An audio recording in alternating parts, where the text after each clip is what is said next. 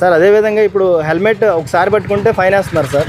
So అదేవిధంగా రెండోసారి కూడా దొరికితే సేమ్ ఫైనా సార్ ఇంకేమన్నా? మనకి మోటార్ వెహికల్ యాక్ట్ 1988 అనేది సెంట్రల్ మోటార్ అంటే సెంట్రల్ గవర్నమెంట్ యాక్ట్ అండి. అది 1988. దాన్ని మళ్ళీ 2019లో సెంట్రల్ గవర్నమెంట్ వాళ్ళు అమెండ్మెంట్ చేశారు. అమెండ్మెంట్ చేసి బెటర్ ఎన్ఫోర్స్మెంట్ కోసం అని చెప్పేసి ఫైన్స్ కూడా ఇంక్రీజ్ చేశారు. ఇదివరకు హెల్మెట్కి 100 ఉండేది, ఇప్పుడు 1000 ఉంది.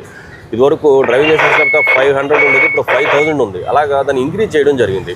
సో దాంట్లో భాగంగానే ఇప్పుడు ఎవరైనా హెల్మెట్ పెట్టకపోతే 1000 రూపీస్ మనం ఫైన్ వేస్తున్నాం. 1035 రూపీస్ మనకి ఈ చలనం పడుతుంది. సో అది పాటించకపోతే కనుక, లేకపోతే ఆ ఫైన్ చెల్లించకుండా తిరుగుతున్నా కానీ డిస్క్వాలిఫై అయిపోతుందండి సార్.